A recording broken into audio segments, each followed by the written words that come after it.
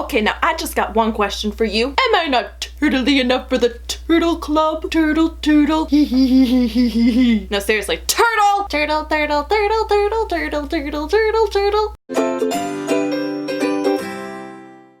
Hello everybody, welcome back to my channel. I am Adorkable Rachel, and it's time once again for another episode of Rachel Reviews, so let's just hop into it. So if you people know me, then you know that I love animation. And this past weekend, a new Ghibli movie called The Red Turtle was released in theaters finally here in the United States. And it definitely merits discussion. Even though I'm pretty sure most mainstream audiences are not really that much aware of it, probably not a lot of Ghibli people are even that much aware of it. I didn't hear about it until my mom told me about it a couple months ago. But whatever, it's an animated film and it's beautiful and we are gonna talk about it right here. The movie was co-produced by Studio Ghibli, which is a Japanese film company, if you didn't know. And I love me some Studio Ghibli every chance that I can possibly get, so I definitely went and checked it out this past weekend to see if it is what we can maybe call another Ghibli masterpiece. Interestingly enough though, it's marketed as a Studio Ghibli film, but it's actually co-produced with a French company called Why Not Production. And according to the research I did, the director, Michaël Dudok, is actually Dutch, and there's only about 6 people from the Ghibli company that worked on it. So anyway, the story of the movie is there's this guy and he's shipwrecked on a deserted island. We don't know his name or why he was shipwrecked or where he came from, but it's okay, because actually in this kind of film, that's really all you need. He attempts to make a man-made raft so he can get away from the island, but he's frequently stopped by this mysterious red sea turtle. And besides the fact that it's red, it's also like huge. Like it's the size of a person. Like it's like clearly there's something really majestical about this thing. And honestly, I don't want to say much more because then I would be giving away some key and, for lack of a better word, magical plot points. So there's a man, there's an island, and there's a red sea turtle, and a love story ensues.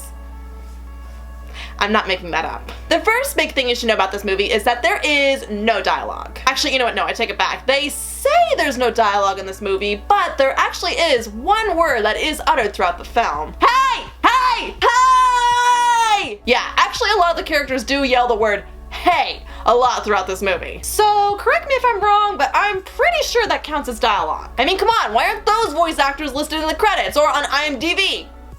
Huh? But it is true that besides that, the movie does rely on just visual storytelling and that alone. And I actually really like movies like this because you could show it in any country, anywhere in the world, and you would know exactly what's going on. From the moment that the man is shipwrecked, we see him come to terms with his situation and his distress, and then we also see him go through all this typical beats of what anyone would kind of go through in this situation. He explores the island, he tries to find food, he tries to look for anyone else who might live there, he also tries to find a way to get home. We've seen this kind of thing in movies before, but there's just something about watching him and getting lost in this whole idea of being isolated on this island. We really identify with him right away and just his need to want to get back to civilization. I mean, really, what would you do in this situation? Yep, it's gonna kind of be that kind of movie. If you go into this movie knowing that it is a Ghibli film, actually it's gonna be really unique because it doesn't really feel like a Ghibli film. A lot of the animation is like really restrained and not as fluid as a lot of their other productions and not nearly as busy either. The characters don't really have those like really big eyes that we're used to, like very typical anime-ish kind of, but Ghibli-ish kind of eyes. But the animation is still really good. They don't exactly specify what time period this is supposed to take place in either, and there's nothing throughout the movie that pinpoints exactly when it could be. There's no cell phones, there's no technology, there's not anything that even implies that this might have taken place before we had electricity. So really this could work for just about any future viewing because you don't know when it takes place, and that's okay. In the end, this whole shipwreck genre is not about like what tools you bring with you, but it's more about like what you use on the island. Island, what have you done for me lately? And since this entire movie does take place on this island or like just outside of it, you really do have that huge sense of isolation. You're secluded and you are trapped with this man and there is nothing you can do about it. Now, every decision that this guy makes, we actually do feel a lot of sympathy for him. Even if there's something he does where it makes us angry or sad, we're still on this journey with him from the very beginning of the movie. So he just has this really hard struggle that's really easy to identify with. There's even this part about 10 minutes into the movie. 10 minutes!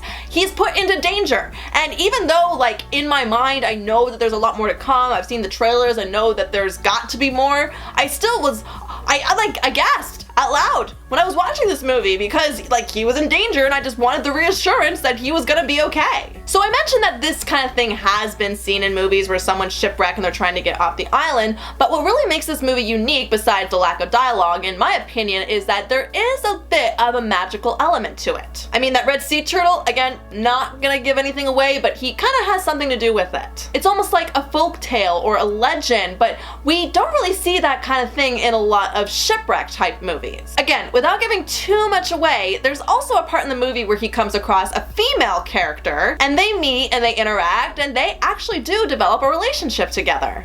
Sexy time. And going back to sympathizing with this guy, after being isolated for so long, there actually is this huge sense of relief that he finally gets to make a human connection again. And with no dialogue, we actually do have a lot of really nice, quiet moments where they just walk on the beach or look at each other. I know that sounds kind of boring on paper, but actually it's really fascinating. Just those quiet, nice, subtle moments, that's really all you need. And that really is one of my personal favorite parts of the movie, and that's the moments. There are a couple of quicker parts to the movie, of course, but really just the best and most effective kind of moments are the parts where the man is sitting on the beach and contemplating what to do next, or when he meets the turtle and he doesn't really know what to think of it, or when he's with his family or with his, girlfriend and just watching them grow together. And then there's also moments like the dream sequences. Oh my god, the dream sequences! Again, there's nothing really like super busy or extravagant about them, but they are almost always in black and white, so you kind of after a while catch on when it is a dream.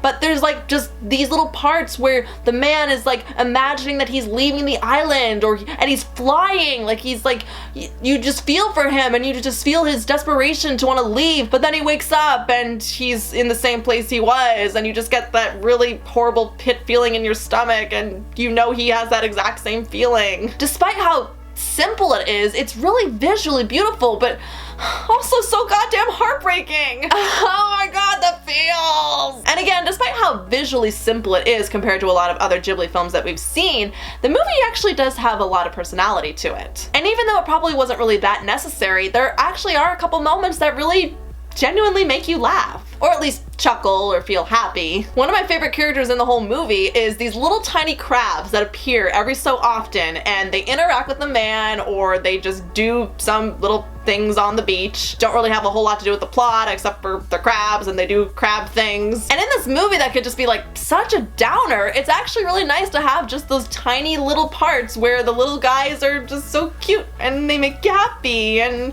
I can't help but really be excited to see them when they show up. This movie was definitely a big emotional journey, and while there weren't really any parts that made me like cry really hard or laugh really hard either, it just had all these nice moments of emotions, from sad to angry to confused to happy to relieved, and it was just all wrapped up really nicely in this really beautiful package. Even if a lot of things don't turn out the way you really want them to in this movie, you still feel really complete at the end. However, one thing you should be aware of is that if you go see this movie with knowing the title is The Red Turtle, don't expect to see the turtle that much. I think they did give the movie that title because it really is the big majestical being in this movie that just kind of sets the plot in motion in so many different ways, and also of course that is what separates this kind of movie from all the other shipwreck movies that we've seen. Again, not gonna give anything away, but just don't be surprised if you see this turtle in the movie for like all of 5 minutes. But altogether it's still 5 really good minutes. The Red Turtle is a wonderful movie. I don't know if I'd really go so far as to call it a Ghibli classic, but if you are a big fan of animation or of character study movies in general, then you will definitely like this movie. And it's playing across the country right now in theaters in a lot of places. I don't know about everywhere, but it's certainly in a lot of places, so if you can, definitely go see it, because if you really want that uncomfortable, isolated feeling, then it's best to see this in a dark theater with the surround sound of all the ocean, sound effects and the atmosphere and everything. Like, that is the best way to experience this movie. Mr. Turtle says go see the movie! So those are my thoughts on the new Studio Ghibli film, The Red Turtle. So now my question this time around is, have you seen the movie? Did you like it? Did you feel isolated? Did you feel confused and conflicted? And if so, really, what do you think? Well, go ahead and leave your comments below. Be sure to like and share. And if you're new and like what you saw here, then don't forget to hit that subscribe button and also hit that little bell button so that you can get all the little notifications of new videos that are coming up. And as always, please be sure to keep checking back for more Adorkable videos coming out real soon. Bye, Adorka buddies!